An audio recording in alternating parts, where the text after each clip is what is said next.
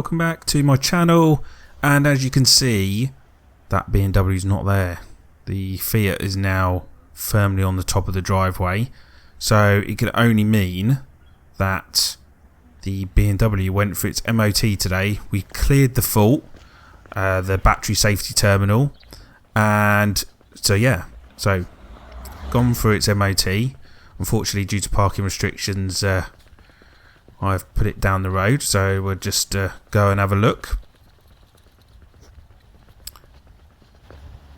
Here we go. Parked up on the street. There it is.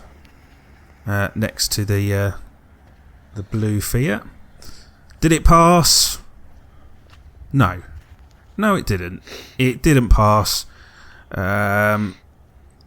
We had some advisories which I kind of knew about, and then some failures which obviously if I knew about I wouldn't have put it in. The first one is when I went to drive the car away to the MOT station, I noticed that the bonnet wasn't latching. Latched one side and wasn't latching the other. BMWs have basically 3 catches, and one of them is too stiff and it wasn't locking, and unfortunately I just didn't have time to sort it out. So luckily it's an advisory, but that's the first problem, but that's a relatively easy fix.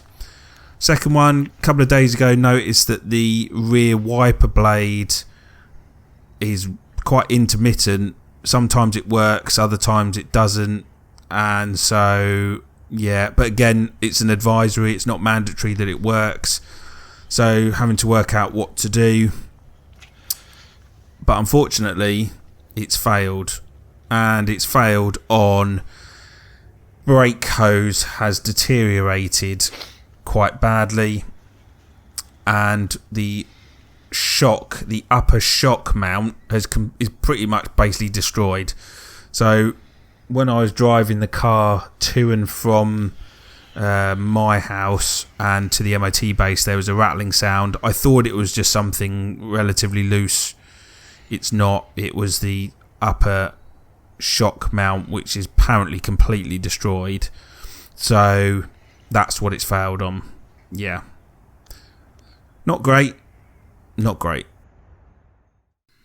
So this is the failure sheet from the DVLA, showing that the 2 major faults are the brake hose and the shock absorber, basically top mount, is completely shattered, or basically there's hardly anything left there, which, having driven the car a few times before the MOT failed, I did notice that there was a knocking, and I thought it was just something rattling around in the boot.